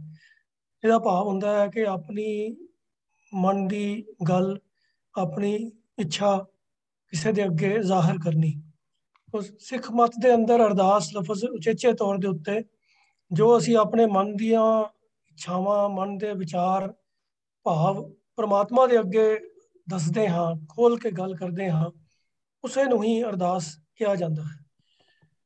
ਕੌਮ ਦੇ ਅੰਦਰ ਇੱਕ ਸਾਰਤਾ ਰਵੇ, ਵਿਚਾਰਧਾਰਾ ਦੀ ਇੱਕ ਏਕਾ ਰਵੇ, ਉਹਦੇ ਵਾਸਤੇ ਪੰਥਕ ਵਿਦਵਾਨਾਂ ਵੱਲੋਂ ਰਹਿਤ ਮਰਿਆਦਾ ਦੇ ਅੰਦਰ ਅਰਦਾਸ ਦਾ ਸਰੂਪ ਵੀ ਜਿਹੜਾ ਕਿ ਇੱਕ ਤਰੀਕੇ ਦਾ ਐਡਵਾਈਜ਼ਰੀ ਹੈ, ਜਿਹਦਾ ਇੱਕ ਨਮੂਨਾ ਉਹਦੇ ਅੰਦਰ ਦਰਜ ਕਰ ਦਿੱਤਾ ਗਿਆ ਹੈ ਕਿ ਵੀ ਇਸ ਤਰੀਕੇ ਦੀ ਅਰਦਾਸ ਹੀ ਕੀਤੀ ਜਾਣੀ ਚਾਹੀਦੀ ਹੈ। ਉਹਦੇ ਵਿੱਚ ਵੀ ਆਖਰੀ ਪੈਰਾ ਜਿਹੜਾ ਹੈ ਉਹਦੇ ਅੰਦਰ ਖੁੱਲ ਛੱਡ ਦਿੱਤੀ ਗਈ ਹੈ ਕਿ ਵੀ ਜਿਸ ਵਿਸ਼ੇ ਨਾਲ ਸੰਬੰਧਿਤ ਜਾਂ ਜਿਸ ਮੌਕੇ ਨਾਲ ਸੰਬੰਧਿਤ ਅਰਦਾਸ ਕੀਤੀ ਜਾ ਰਹੀ ਹੈ ਉਹ ਬਲੈਂਕ ਰੱਖ ਦਿੱਤਾ ਗਿਆ ਵੀ ਉਹ ਮੌਕੇ ਮੁਤਾਬਕ ਅਰਦਾਸ ਕਰਨ ਵਾਲਾ ਆਪ ਸਮਝ ਸੋਚ ਕੇ ਉਹਦੀ ਵਿਆਖਿਆ ਕਰ ਸਕਦਾ ਹੈ। ਪਰ ਵੈਸੇ ਕੌਮੀ ਲੈਵਲ ਦੇ ਉੱਤੇ ਸਾਡੀ ਅਰਦਾਸ ਇੱਕੋ ਜਿਹੀ ਰਵੇ ਤਾਂ ਉਹ ਪਹਿਲਾ ਪੈਰਾ ਜਿਹੜਾ ਖਾਸ ਤੌਰ ਤੇ ਪ੍ਰਥਮ ਭਗਵਤੀ ਤੋਂ ਲੈ ਕੇ ਤੇ ਅੱਗੇ ਫਿਰ ਚੱਲਦਾ ਹੈ, ਉਹਦੇ ਵਿੱਚ ਆਮ ਤੌਰ ਤੇ ਇਹ ਕਿਹਾ ਜਾਂਦਾ ਹੈ ਕਿ ਵੀ ਉਹਦੇ ਅੰਦਰ ਕੋਈ ਤਬਦੀਲੀ ਨਹੀਂ ਕਰਨੀ ਚਾਹੀਦੀ। ਤੋ ਇਹ ਜਿਹੜੇ ਲਫ਼ਜ਼ ਨੇ ਇਹ ਵੀ ਉਸ ਆਖਰੀ ਪੈਰੇ ਦੇ ਅੰਦਰ ਜਿੱਥੇ ਕਿ ਅਰਦਾਸ ਕਰਨ ਵਾਲਾ ਆਪਣੇ ਮਨ ਦੇ ਭਾਵ, ਆਪਣੀ ਮੰਗ ਪਰਮਾਤਮਾ ਦੇ ਅੱਗੇ ਬਿਆਨ ਕਰਦਾ ਹੈ, ਉਹਦਾ ਇੱਕ ਹਿੱਸਾ ਹੈ ਜਿਹੜਾ ਆਮ ਤੌਰ ਤੇ ਕੁਝ ਜਿਸ ਤਰ੍ਹਾਂ ਵੀਰ ਜੀ ਨੇ ਦੱਸਿਆ ਵੀ ਡੇਰਿਆਂ ਦੇ ਵਿੱਚ ਜਿਹੜੇ ਕਈ ਸੰਤਾਂ ਸਾਧਾਂ ਦੇ ਸ਼ਰਧਾਲੂ ਨੇ ਉਹ ਉਚੇਚੇ ਤੌਰ ਤੇ ਇਹ ਵਾਲੇ ਸ਼ਬਦ ਵਰਤਦੇ ਨੇ ਕਿ ਹੈ ਪ੍ਰਭੂ ਜੀ ਉਹ ਜਿਹੜੇ ਕੰਮ ਵਾਹਿਗੁਰੂ ਜੀ ਆਪ ਜੀ ਨੂੰ ਜਿਹੜੇ ਕੰਮ ਚੰਗੇ ਲੱਗਣ ਉਹ ਸਾਡੇ ਤੋਂ ਕਰਵਾਉਣਾ, ਜਿਹੜੇ ਨਾ ਚੰਗੇ ਲੱਗਣ ਉਹ ਨਾ ਕਰਵਾਉਣਾ। ਤੋ ਇਸ ਸ਼ਬਦਾਵਲੀ ਦੇ ਅੰਦਰ ਵੈਸੇ ਇਤਰਾਜ਼ਯੋਗ ਗੱਲ ਤਾਂ ਕੋਈ ਹੈ ਨਹੀਂ, ਪਰ ਜਦੋਂ ਮਨ ਦੇ ਅੰਦਰ ਕਿਸੇ ਦੇ ਹੁਣੇ ਇੱਕ ਸਵਾਲ ਪੈਦਾ ਹੋ ਗਿਆ ਹੈ ਕਿ ਕੀ ਪਰਮਾਤਮਾ ਨਾ ਚੰਗੇ ਲੱਗਣ ਵਾਲੇ ਕੰਮ ਕਰਵਾਉਂਦਾ ਵੀ ਹੈ, ਤੋ ਇਹਨੂੰ ਸਮਝਣ ਵਾਸਤੇ ਵੀ ਇਹ ਗੱਲ ਤਾਂ ਅਸੀਂ ਸਾਰੇ ਸਹਿਮਤ ਹਾਂ ਕਿ ਜਿਹੜੇ ਵੀ ਇਨਸਾਨ ਕੋਈ ਕੰਮ ਕਰਦੇ ਹਨ ਸਭ ਦੇ ਉੱਪਰ ਪਰਮਾਤਮਾ ਦਾ ਹੁਕਮ ਜਿਹੜਾ ਹੈ ਉਹ ਸਭ ਦੇ ਉੱਤੇ ਲਾਗੂ ਹੈ। ਪਰਮਾਤਮਾ ਦੇ ਹੁਕਮ ਤੋਂ ਬਿਨਾ ਦੁਨੀਆ ਦੇ ਵਿੱਚ ਕੋਈ ਕੰਮ ਵੀ ਨਹੀਂ ਹੁੰਦਾ। ਪਰ ਇਹਦਾ ਇਹ ਭਾਵ ਨਹੀਂ ਹੈ ਕਿ ਪਰਮਾਤਮਾ ਨੇ ਜੀਵਨ ਨੂੰ ਕੋਈ ਖੁੱਲ੍ਹ ਦਿੱਤੀ ਨਹੀਂ ਹੋਈ। ਇਨਸਾਨ ਨੂੰ ਵਿਵੇਕ ਬੁੱਧੀ ਦਿੱਤੀ ਗਈ ਹੈ ਜਿਹਦੇ ਨਾਲ ਉਹਨੇ ਆਪਣੀ ਬੁੱਧੀ ਦੀ ਵਰਤੋਂ ਕਰਕੇ ਚੰਗੇ ਔਰ ਮਾੜੇ ਦਾ ਨਿਰਣਾ ਕਰਨਾ ਹੈ। ਉਸ ਨਿਰਣੇ ਦੇ ਮੁਤਾਬਕ ਫਿਰ ਉਹਨੇ ਆਪਣੇ ਮਨ ਦੇ ਵਿੱਚ ਸੰਕਲਪ ਪੈਦਾ ਕਰਨਾ ਹੈ ਜਿਹਦੇ ਅਨੁਸਾਰ ਉਹਨੇ ਕਰਮ ਕਰਨਾ ਹੈ, ਐਕਸ਼ਨ ਲੈਣਾ ਹੈ। ਤੋ ਇਹ ਵਿਵੇਕ ਬੁੱਧੀ ਦੀ ਵਰਤੋਂ ਦੀ ਖੁੱਲ੍ਹ ਪਰਮਾਤਮਾ ਵੱਲੋਂ ਹੀ ਇਨਸਾਨ ਨੂੰ ਦਿੱਤੀ ਗਈ ਹੈ। ਸੋ ਇਸ ਕਰਕੇ ਜਿਹੜਾ ਵੀ ਕਰਮ ਇਨਸਾਨ ਕਰਦੇ ਹਨ ਉਹਦੇ ਵਿੱਚ ਉਹਨਾਂ ਦੀ ਅਕਲ ਦਾ ਵੀ ਪਾਰਟਿਸਿਪੇਸ਼ਨ ਹੁੰਦੀ ਹੈਗੀ, ਉਹਦਾ ਯੋਗਦਾਨ ਹੁੰਦਾ ਹੈ। ਹੁਣ ਅਕਲ ਇਨਸਾਨ ਦੀ ਐਸੀ ਹੈ ਜਿਹਦੇ ਉੱਤੇ ਕਈ ਆਲੇ ਦੁਆਲੇ ਦੇ ਚੀਜ਼ਾਂ ਦਾ ਪ੍ਰਭਾਵ ਵੀ ਪੈਂਦਾ ਹੈ, ਸੰਗਤ ਦਾ ਪ੍ਰਭਾਵ ਪੈਂਦਾ ਹੈ, ਜੋ ਹਾਲਾਤ ਹਨ ਉਹਨਾਂ ਦਾ ਪ੍ਰਭਾਵ ਪੈਂਦਾ ਹੈ, ਦੂਜੇ ਲੋਕਾਂ ਪਾਸੋਂ ਜੋ ਅਸੀਂ ਗੱਲਾਂ ਸੁਣਦੇ ਹਾਂ ਉਹਦਾ ਪ੍ਰਭਾਵ ਪੈ ਜਾਂਦਾ ਹੈ। ਤੋ ਉਸ ਜਿਹੜੇ ਬਾਹਰਲੇ ਪ੍ਰਭਾਵਾਂ ਦੇ ਕਰਕੇ ਕਈ ਵਾਰੀ ਇਨਸਾਨ ਨੂੰ ਪੂਰਾ ਗਿਆਨ ਹੁੰਦਿਆਂ ਹੋਇਆਂ ਵੀ ਉਹਦਾ ਨਿਰਣਾ ਜਿਹੜਾ ਹੈ ਉਹ ਬਦਲ ਜਾਂਦਾ ਹੈ। ਕਿਸੇ ਚੰਗੇ ਹਾਲਾਤਾਂ ਦੇ ਵਿੱਚ ਉਹਦੀ ਸੋਚ ਕੁਝ ਹੋਰ ਹੁੰਦੀ ਹੈ, ਹਾਲਾਤ ਭੈੜੇ ਹੋ ਜਾਣ, ਉਹਦੀ ਮਰਜ਼ੀ ਤੋਂ ਉਲਟ ਹੋ ਜਾਣ ਤੇ ਉਹਦੇ ਸੋਚਣ ਦਾ ਢੰਗ ਬਦਲ ਜਾਂਦਾ ਹੈ ਤੇ ਉਹਨਾਂ ਹੀ ਹਾਲਾਤਾਂ ਵਿੱਚ ਉਹਦੇ ਵਿਚਾਰ ਬਦਲ ਜਾਂਦੇ ਹਨ। ਕਈ ਵਾਰੀ ਚੰਗੀ ਭਲੀ ਸੋਚ ਰੱਖਣ ਵਾਲਾ ਬੰਦਾ ਵੀ ਹਾਲਾਤਾਂ ਦੇ ਬਦਲਦਿਆਂ ਕਈ ਵਾਰੀ ਵੱਖਰਾ ਤੇ ਗਲਤ ਡਿਸੀਜਨ ਵੀ ਲੈ ਲੈਂਦਾ ਹੈ। ਤੇ ਆਪਣੀ ਇਸ ਕਮਜ਼ੋਰੀ ਨੂੰ ਬਹੁਤੇ ਇਨਸਾਨ ਪਛਾਣਦੇ ਵੀ ਹਨ, ਜਾਣਦੇ ਵੀ ਹਨ। ਤਾਂ ਪਰਮਾਤਮਾ ਦੇ ਅੱਗੇ ਅਸੀਂ ਆਪਣੇ ਦਿਲ ਦੀ ਹਰ ਗੱਲ ਖੋਲ ਕੇ ਕਰਦੇ ਹਾਂ। ਆਪਣੀ ਜਿਹੜੀ ਸਾਡੀ ਸਮਰੱਥਾ ਹੈ, ਜਿਹੜੀ ਸਾਡੀਆਂ ਕਮਜ਼ੋਰੀਆਂ ਹਨ, ਉਹ ਸਾਰੀਆਂ ਅਸੀਂ ਦਿਲ ਖੋਲ ਕੇ ਪਰਮਾਤਮਾ ਦੇ ਨਾਲ ਸਾਂਝੀਆਂ ਕਰਦੇ ਹਾਂ। ਤਾਂ ਇਹ ਜਿਹੜੇ ਸ਼ਬਦਾਵਲੀ ਹੈ ਇਹਦਾ ਜੋ ਮੂਲ ਹੈ ਉਹ ਕਾਰਨ ਇਹੀ ਹੈ ਕਿ ਭਈ ਅਰਦਾਸ ਕਰਤਾ ਜਾਣਦਾ ਹੈ ਕਿ ਇਨਸਾਨ ਪਰਫੈਕਟ ਨਹੀਂ ਹੈ। ਹਾਲਾਤਾਂ ਦੇ ਅਨੁਸਾਰ ਕਈ ਵਾਰੀ ਇਨਸਾਨ ਪਾਸੋਂ ਗਲਤੀਆਂ ਹੋ ਵੀ ਜਾਂਦੀਆਂ ਹਨ। ਭਾਵੇਂ ਜੋ ਵੀ ਕੰਮ ਅਸੀਂ ਇਨ ਜਨਰਲ ਕਹਿੰਦੇ ਹਾਂ ਕਿ ਵੀ ਹਰ ਕੰਮ ਪਰਮਾਤਮਾ ਦੇ ਹੁਕਮ ਦੇ ਅਧੀਨ ਹੁੰਦਾ ਹੈ, ਪਰ ਇਹ ਵੀ ਪਰਮਾਤਮਾ ਦੇ ਹੁਕਮ ਦੇ ਅਧੀਨ ਹੀ ਹੈ ਕਿ ਕੁਝ ਖੁੱਲ੍ਹ ਇਨਸਾਨ ਨੂੰ ਪਰਮਾਤਮਾ ਨੇ ਸੋਚਣ ਵਿਚਾਰਨ ਦੀ ਬਖਸ਼ਿਸ਼ ਕੀਤੀ ਹੋਈ ਹੈ। ਤਾਂ ਇਸ ਸੋਚ ਵਿਚਾਰ ਦੀ ਖੁੱਲ੍ਹ ਦੇ ਵਰਤਦਿਆਂ ਹੋਇਆ ਸਾਡੇ ਪਾਸੋਂ ਅਣਜਾਣੇ 'ਚ ਕੋਈ ਗਲਤੀ ਨਾ ਹੋ ਜਾਵੇ ਜਾਂ ਹਾਲਾਤਾਂ ਦੇ ਅੰਦਰ ਆ ਕੇ ਸਾਡੀ ਕਿਸੇ ਕਮਜ਼ੋਰੀ ਕਰਕੇ ਅਸੀਂ ਕੋਈ ਗਲਤ ਡਿਸੀਜਨ ਨਾ ਲੈ ਲਈਏ। ਐਸੀ ਸਿਚੁਏਸ਼ਨ ਤੋਂ ਬਚਣ ਵਾਸਤੇ ਆਪਣੀ ਨਿਮਰਤਾ ਔਰ ਆਪਣੇ ਅੰਦਰ ਦੀਆਂ ਕਮਜ਼ੋਰੀਆਂ ਨੂੰ ਪਛਾਣਦੇ ਹੋਏ ਹੀ ਗੁਰਸਿੱਖ ਵੱਲੋਂ ਇਹ ਪਰਮਾਤਮਾ ਅੱਗੇ ਅਰਦਾਸ ਕੀਤੀ ਜਾਂਦੀ ਹੈ ਕਿ ਵਾਹਿਗੁਰੂ ਜੀ ਜਿਹੜਾ ਕੰਮ ਆਪ ਜੀ ਨੂੰ ਭਾਉਂਦਾ ਹੋਵੇ, ਆਪ ਜੀ ਨੂੰ ਚੰਗਾ ਲੱਗਦਾ ਹੋਵੇ ਉਹੀ ਕਰਵਾਉਣਾ, ਜਿਹੜਾ ਆਪ ਜੀ ਨੂੰ ਨਾ ਭਾਉਂਦਾ ਹੋਵੇ, ਨਾ ਚੰਗਾ ਲੱਗਦਾ ਹੋਵੇ ਉਹ ਨਾ ਕਰਵਾਉਣਾ, ਕਿਉਂਕਿ ਇਸ ਗੱਲ ਨੂੰ ਤਾਂ ਅਸੀਂ ਸਾਰੇ ਐਕਸੈਪਟ ਕਰਦੇ ਹੀ ਹਾਂ ਕਿ ਸਾਡੇ ਪਾਸੋਂ ਕੰਮ ਕਰਵਾਉਣ ਦੀ ਜੋ ਕੰਟਰੋਲ ਹੈ, ਜੋ ਅਥਾਰਟੀ ਹੈ, ਉਹ ਪਰਮਾਤਮਾ ਦੀ ਹੀ ਹੈ। ਜੇ ਪਰਮਾਤਮਾ ਚਾਹੇ ਤੇ ਸਾਨੂੰ ਗਲਤੀ ਕਰਦਿਆਂ ਹੋਇਆਂ ਨੂੰ ਵੀ ਰੋਕ ਸਕਦਾ ਹੈ, ਸਾਨੂੰ ਐਸੀ ਸੋਝੀ ਦੇ ਸਕਦਾ ਹੈ ਕਿ ਅਸੀਂ ਗਲਤੀ ਨਾ ਕਰੀਏ। ਪਰ ਪਰਮਾਤਮਾ ਦੀ ਅਗਰ ਰਜ਼ਾ ਹੋਵੇ ਤੇ ਉਹ ਸਾਨੂੰ ਖੁੱਲੀ ਛੁੱਟ ਵੀ ਦੇ ਸਕਦਾ ਹੈ, ਤੇ ਫਿਰ ਉਹ ਗਲਤੀਆਂ ਤੋਂ ਸਾਨੂੰ ਸਿੱਖਣ ਦਾ ਮੌਕਾ ਦੇ ਦਿੰਦਾ ਹੈ। ਤੋ ਇਹ ਇੱਕ ਤਰੀਕੇ ਦੀ ਨਿਮਰਤਾ ਦੀ ਔਰ ਪਰਮਾਤਮਾ ਦਾ ਭਾਣਾ ਮੰਨਣ ਦੀ ਹੀ ਭਾਵਨਾ ਹੈ, ਜਿਹਨੂੰ ਇਹਨਾਂ ਸ਼ਬਦਾਂ ਦੇ ਵਿੱਚ ਅਰਦਾਸ ਕਰਨ ਵਾਲੇ ਬਿਆਨ ਕਰਦੇ ਹਨ ਕਿ ਅਸੀਂ ਤੁਹਾਡੇ ਭਾਣੇ ਵਿੱਚ ਹੀ ਰਹਿਣਾ ਚਾਹੁੰਦੇ ਹਾਂ। ਸਾਡੇ ਪਾਸੋਂ ਅਣਜਾਣੇ ਚ ਭੁੱਲ ਹੋ ਸਕਦੀ ਹੈ। ਆਪ ਜੀ ਅੱਗੇ ਬੇਨਤੀ ਹੈ ਕਿ ਜੇ ਆਪ ਜੀ ਨੂੰ ਜਿਹੜਾ ਕੰਮ ਨਾ ਚੰਗਾ ਲੱਗਦਾ ਹੋਵੇ, ਨਾ ਪਾਉਂਦਾ, ਉਹ ਸਾਡੇ ਪਾਸੋਂ ਨਾ ਕਰਵਾਉਣਾ। ਤੋ ਇਹ ਇੱਕ ਤਰੀਕੇ ਨਾਲ ਉਸੇ ਤਰੀਕੇ ਦੀ ਸ਼ਬਦਾਵਲੀ ਹੈ ਜਿਵੇਂ ਰਹਿਤ ਮਰਿਆਦਾ ਵਿੱਚ ਅੰਕਿਤ ਜਿਹੜੀ ਪੰਥਕ ਅਰਦਾਸ ਹੈ, ਉਹਦੇ ਅਖੀਰ ਦੇ ਵਿੱਚ ਵੀ ਅਸੀਂ ਇੱਕ ਪੰਕਤੀ ਪੜ੍ਹਦੇ ਹਾਂ, ਸਹੀ ਗੁਰਮੁਖ ਪਿਆਰੇ ਮੇਲ ਜਿਨ੍ਹਾਂ ਮਿਲਿਆ ਤੇਰਾ ਨਾਮ ਚਿਤਾਵੇ। ਹੁਣ ਕੋਈ ਇਹ ਵੀ ਸਵਾਲ ਕਰ ਸਕਦਾ ਹੈ ਜੀ ਕਿ ਪਰਮਾਤਮਾ ਸਾਨੂੰ ਉਹੋ ਜਿਹੇ ਬੰਦੇ ਵੀ ਮਿਲਾਉਂਦਾ ਹੈ ਕਿ ਜਿਨ੍ਹਾਂ ਨੂੰ ਮਿਲ ਕੇ ਰੱਬ ਦਾ ਨਾਮ ਸਾਨੂੰ ਭੁੱਲ ਜਾਵੇ। ਦੁਨੀਆ 'ਚ ਬੰਦੇ ਤਾਂ ਹਰ ਤਰ੍ਹਾਂ ਦੇ ਮਿਲਦੇ ਹਨ, ਪਰ ਸਾਡੀ ਪ੍ਰੈਫਰੈਂਸ ਹੈ ਕਿ ਸਾਨੂੰ ਸੰਗਤ ਉਹਨਾਂ ਗੁਰਮੁਖਾਂ ਦੀ ਮਿਲੇ ਜਿਨ੍ਹਾਂ ਦੀ ਸੰਗਤ ਵਿੱਚ ਅਸੀਂ ਪਰਮਾਤਮਾ ਦੀ ਸਿਫਤ ਸਲਾਹ ਨਾਲ ਜੁੜੇ ਰਹੀਏ, ਤੇ ਅਸੀਂ ਆਪਣੇ ਇਸ ਵਿਚਾਰ ਨੂੰ ਸੰਗਤੀ ਰੂਪ ਦੇ ਵਿੱਚ ਪਰਮਾਤਮਾ ਦੇ ਅੱਗੇ ਜ਼ਾਹਰ ਕਰਦੇ ਹਾਂ, ਬੋਲ ਕੇ ਕਹਿੰਦੇ ਹਾਂ ਕਿ ਸਹੀ ਪਿਆਰੇ ਮੇਲ ਜਿਨ੍ਹਾਂ ਮਿਲਿਆ ਤੇਰਾ ਨਾਮ ਚਿਤਾਵੇ। ਤੋ ਇਸੇ ਤਰੀਕੇ ਦੀ ਭਾਵਨਾ ਇਸ ਵਾਕ ਵਿੱਚ ਵੀ ਹੈ ਕਿ ਜੋ ਕੰਮ ਆਪ ਜੀ ਨੂੰ ਚੰਗੇ ਲੱਗਦੇ ਹੋਣ ਉਹ ਕਰਵਾਉਣਾ, ਜਿਹੜੇ ਨਾ ਚੰਗੇ ਲੱਗਦੇ ਹੋਣ ਨਾ ਕਰਵਾਉਣਾ।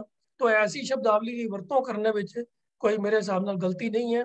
ਇਹ ਮਨ ਦੀ ਨਿਮਰਤਾ ਔਰ ਪ੍ਰਮਾਤਮਾ ਦੀ ਰਜ਼ਾ ਦੇ ਵਿੱਚ ਰਾਜ਼ੀ ਰਹਿਣ ਦੀ ਭਾਵਨਾ ਦਾ ਹੀ ਇੱਕ ਤਰੀਕੇ ਦਾ ਬਿਆਨ ਹੈ। ਇਤਨੇ ਹੀ ਬਚਨ ਪ੍ਰਵਾਨ ਕਰਨੇ ਜੀ। ਵਾਹਿਗੁਰੂ ਜੀ ਕਾ ਖਾਲਸਾ, ਵਾਹਿਗੁਰੂ ਜੀ ਕੀ ਫਤਿਹ। ਵਾਹਿਗੁਰੂ ਜੀ ਕੀ ਫਤਿਹ। ਕੋਈ ਇਤਰਾਜ਼ ਨਹੀਂ ਹੈ, ਪਰ ਜੋ ਵੀਰ ਜੀ ਨੇ ਦੱਸਿਆ, ਪਰ ਫਿਰ ਵੀ ਮਨ ਦੀ ਭਾਵਨਾ ਗੁਰੂ ਅੱਗੇ ਰੱਖਣਾ ਠੀਕ ਹੈ। तो बड़ा अच्छा आप जी ने दोनों पक्ष सानू समझाए हैं जी। तो सतगुरु अगे बेनती करिए कि सतगुरु जी जो तुसीं विवेक बुद्धि सानू दित्ती है, ਉਹਦੇ ਦਰਵਾਜ਼ੇ ਅਸੀਂ ਖੁੱਲੇ ਰੱਖੀਏ ਤਾਂ ਜੇ ਮਾੜੇ ਕੰਮ ਸਾਡੇ ਕੋਲ ਹੋਣ ਹੀ ਨਾ। ਪਰ ਫਿਰ ਵੀ ਦੇਖੋ ਮਨੁੱਖ ਦੇ ਵਸ ਨਹੀਂ ਹੈ, ਤੇ ਅਸੀਂ ਜੀ ਕੀ ਬਿਰਥਾ ਹੋਏ ਸੋ ਗੁਰ ਪੈ ਅਰਦਾਸ ਕਰ। ਸੋ ਗੁਰੂ ਕੋਲ ਅਰਦਾਸ ਅਸੀਂ ਕਿਸੇ ਕਿਸਮ ਦੀ ਕਰ ਸਕਦੇ ਹਾਂ ਆਪਣੀ ਜਾਤੀ ਅਰਦਾਸ ਦੇ ਵਿੱਚ। ਧੰਨਵਾਦ ਵੀਰ MP ਸਿੰਘ ਜੀ। ਤੋ ਸਾਧ ਸੰਗਤ ਜੀ, ਪਿਛਲੇ ਸ਼ੁੱਕਰਵਾਰ ਗੁਰੂ ਨਾਨਕ ਸਾਹਿਬ ਜੀ ਦੇ ਪ੍ਰਕਾਸ਼ ਪੁਰਬ ਵਾਲੇ ਦਿਨ ਵੀਰ ਪ੍ਰਭ ਕੀਰਤਨ ਸਿੰਘ ਜੀ ਨੇ ਗੁਰੂ ਨਾਨਕ ਸਾਹਿਬ ਜੀ ਦੇ ਜੀਵਨ ਬਾਰੇ ਸਾਨੂੰ ਜਾਣਕਾਰੀ ਦਿੱਤੀ ਸੀ। ਤੋ ਉਹਦੇ ਵਿੱਚ ਉਹਨਾਂ ਨੇ ਵੱਖ-ਵੱਖ ਪੱਖ ਜਿਹੜੇ ਨੇ ਗੁਰੂ ਸਾਹਿਬ ਜੀ ਦੇ ਜੀਵਨ ਦੇ, ਉਹ ਸਾਨੂੰ ਸਮਝਾਏ।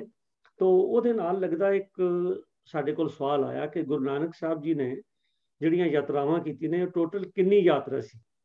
ਤੋ ਅਸੀਂ ਬੇਨਤੀ ਕੀਤੀ ਹੈ ਵੀਰ ਪ੍ਰਭ ਕੀਰਤਨ ਸਿੰਘ ਜੀ ਨੂੰ ਵੀ ਜਿੱਥੇ ਆਪ ਜੀ ਨੇ ਬਾਕੀ ਚਾਨਣਾ ਪਾਇਆ ਹੈ, ਇਹਦੇ ਬਾਰੇ ਵੀ ਇਹ ਜੋ ਸਵਾਲਕਰਤਾ ਦਾ ਸਵਾਲ ਆਇਆ, ਤੁਸੀਂ ਕਿਰਪਾ ਕਰਕੇ ਇਹਦੇ ਬਾਰੇ ਸਾਨੂੰ ਖੋਲ ਕੇ ਦੱਸੋ ਜੀ ਕਿ ਗੁਰੂ ਨਾਨਕ ਸਾਹਿਬ ਜੀ ਨੇ ਕਿਤਨੀ ਯਾਤਰਾ ਕੀਤੀ ਸੀ।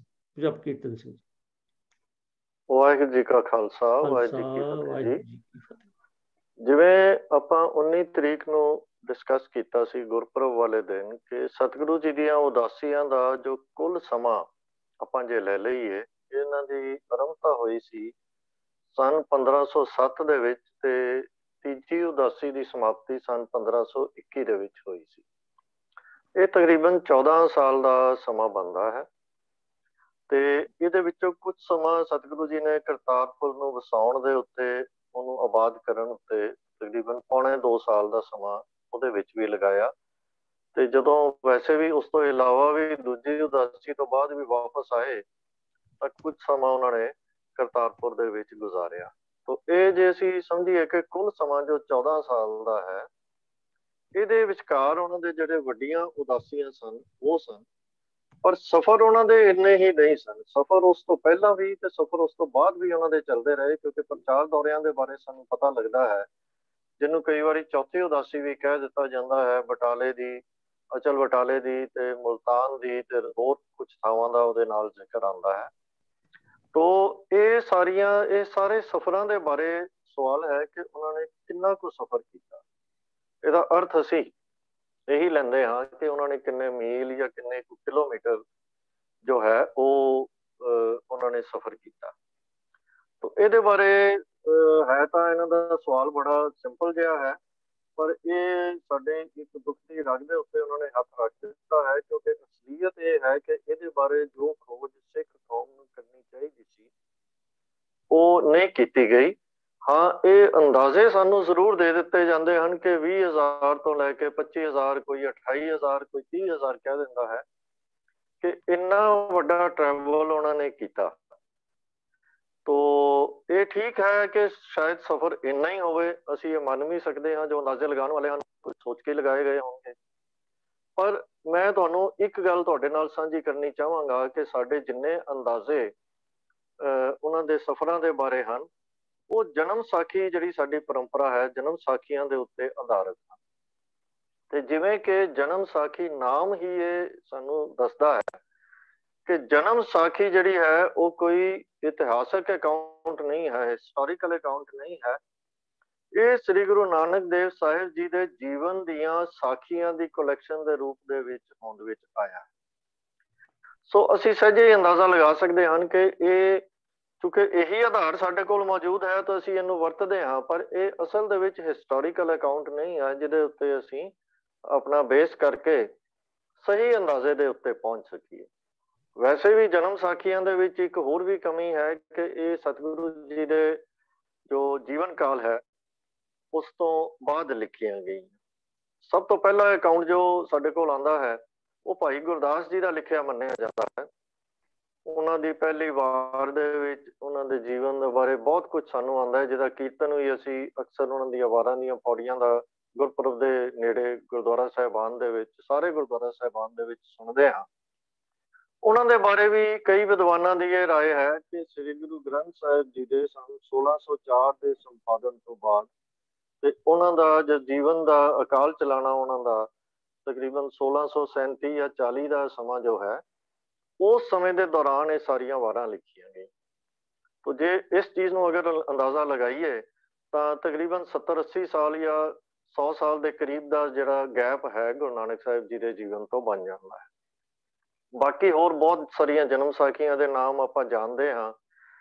ਮਿਹਰਬਾਨ ਜੀ ਦੀ ਜਨਮ ਸਾਖੀ ਜਿਹੜੀ ਹੈ ਉਹ ਵੀ ਤਕਰੀਬਨ ਇਸੇ ਸਮੇਂ ਦੇ ਵਿੱਚ 1581 ਤੋਂ 1640 ਦਾ ਉਹਨਾਂ ਦਾ ਜੀਵਨ ਕਾਲ ਹੈ, ਇਸੇ ਸਮੇਂ ਦੇ ਦੌਰਾਨ ਹੀ ਲਿਖੀ ਗਈ ਹੈ। ਪੁਰਾਤਨ ਜਨਮ ਸਾਖੀ ਦਾ ਜੋ ਸਾਡੇ ਕੋਲ ਟੈਕਸਟ ਅਵੇਲੇਬਲ ਹੈ ਸੰਨ 1815 ਦਾ ਹੈ, ਸਭ ਤੋਂ ਪੁਰਾਣਾ, ਪਰ ਉਹਦੇ ਵਿੱਚੋਂ ਜਿਹੜੇ ਹਿੰਟਸ ਮਿਲਦੇ ਹਨ ਉਹਦੇ ਤੋਂ ਵੀ 1634 ਭਾਵ ਉਸੇ ਪੀਰੀਅਡ ਦੇ ਦੌਰਾਨ ਹੀ ਲਿਖੇ ਹੋਏ ਹੋਣ ਦੇ ਕੁਝ ਇਸ਼ਾਰੇ ਜ਼ਰੂਰ ਮਿਲਦੇ ਹਨ। ਤੇ ਜਿੱਥੋਂ ਤੱਕ ਭਾਈ ਬਾਲਾ ਜੀ ਦੀ ਜਨਮ ਸਾਖੀ ਦਾ ਹੈ, ਕਈ ਵਿਦਵਾਨ ਤੇ ਉਸਨੂੰ ਉਹਦਾ ਹੋਰ ਵੀ ਦੇਰ ਦੀ ਮੰਨਦੇ ਹਨ, ਕਈ ਗੁਰੂ ਗੋਬਿੰਦ ਸਿੰਘ ਸਾਹਿਬ ਜੀ ਦੇ ਕਾਲ ਦੀ ਮੰਨਦੇ ਹਨ, ਜਿਵੇਂ ਕਿ ਭਾਈ ਵੀਰ ਸਿੰਘ ਨੇ ਮੰਨਿਆ ਹੈ ਜਾਂ ਭਾਈ ਕਰਮ ਸਿੰਘ ਹਿਸਟੋਰੀਅਨ ਨੇ ਮੰਨਿਆ ਹੈ। ਤੇ ਇਹਦੀ ਸਭ ਤੋਂ ਪੁਰਾਤਨ ਕਾਪੀ ਜਿਹੜੀ ਹੈ ਸਾਡੇ ਕੋਲ ਅਵੇਲੇਬਲ ਉਹ ਤਕਰੀਬਨ ਉਸੇ ਕਾਲ ਦੇ ਨੇੜੇ ਮਿਲਦੀ ਹੈ, 1658 ਦੀ ਜਿਹੜੀ ਹੁਣ ਤੱਕ ਸਾਨੂੰ ਕਾਪੀ ਮਿਲੀ ਹੈ। ਤੋ ਇਸ ਗੱਲ ਤੋਂ ਆਪਾਂ ਇਹ ਅੰਦਾਜ਼ਾ ਲਗਾ ਸਕਦੇ ਹਾਂ ਕਿ ਜਿਹੜਾ ਸਾਡੇ ਕੋਲ ਸਭ ਤੋਂ ਪੁਰਾਤਨ ਸੋਰਸ ਹੈ ਜਿਹਨੂੰ ਅਸੀਂ ਆਥੈਂਟੀਕੇਟਡ ਮੰਨਦੇ ਹਾਂ, ਉਹ ਵੀ ਸਤਿਗੁਰੂ ਜੀ ਦੇ ਜੀਵਨ ਕਾਲ ਤੋਂ ਲਗਭਗ 100 ਸਾਲ ਜਾਂ 80 ਸਾਲ ਬਾਅਦ ਦਾ ਹੈ, ਜਿਸ ਦਾ ਅਰਥ ਹੈ ਕਿ ਇਹ ਉਹਨਾਂ ਤੋਂ 3-4 ਜਨਰੇਸ਼ਨ ਜਾਂ ਘੱਟੋ ਘੱਟ 2 ਜਨਰੇਸ਼ਨ ਬਾਅਦ ਦਾ ਹੈ। ਤੋ ਉਹਦੇ ਵਿੱਚ ਐਕੂਰੇਟ ਹੋਣਾ ਉਹ ਬਿਲਕੁਲ ਮੁਮਕਿਨ ਨਹੀਂ ਹੈ, ਉਹਦੇ ਵਿੱਚ ਕਈ ਘਾਟਾਂ ਆ ਗਈਆਂ ਹੋਣ, ਪਰ ਇਹੀ ਸਾਡੇ ਕੋਲ ਸਭ ਤੋਂ ਪੁਰਾਣਾ ਜੋ ਹੈ ਉਹ ਅਵੇਲੇਬਲ ਹੈ।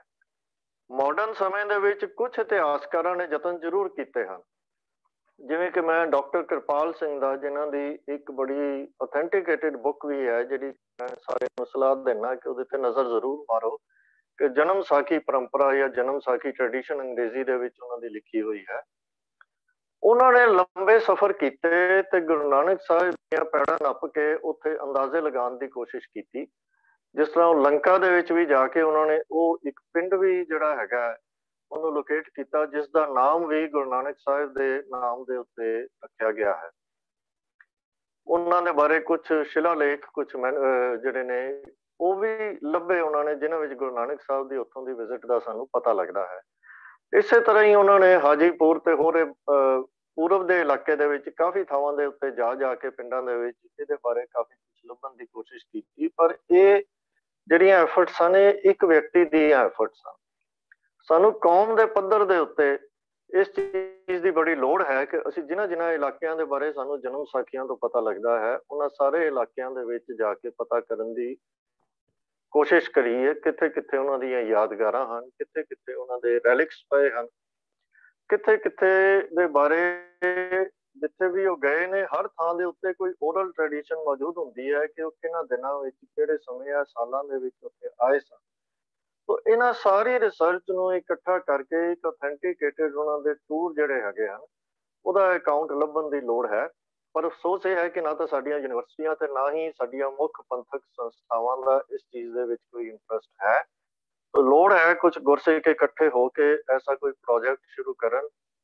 ਇਹ ਭਾਵੇਂ ਕਈ ਸਾਲਾਂ ਦਾ ਪ੍ਰੋਜੈਕਟ ਕਿਉਂ ਨਾ ਹੋਵੇ, ਪਰ ਸਾਡੇ ਧਰਮ ਦੇ ਜੋ ਬਾਨੀ ਹਨ ਸਾਨੂੰ ਐਟਲੀਸਟ ਉਹਨਾਂ ਦੀਆਂ ਵਿਜ਼ਿਟਸ ਦੇ ਬਾਰੇ ਪੂਰਾ ਅਥੈਂਟੀਕੇਟਡ ਜੋ ਅਕਾਊਂਟ ਹੈ ਉਹ ਸਾਡੇ ਕੋਲ ਹੋਣਾ।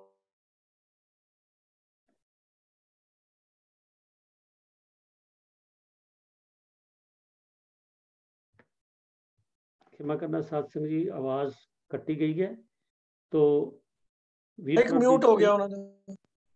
हाँ जी, नहीं बस मेरा जवाब पूरा हो ही गया जी। जब ये सिर्फ अंदाजे ही हैं, ये किसी रिसर्च उत्ते बेस्ड नहीं हैं।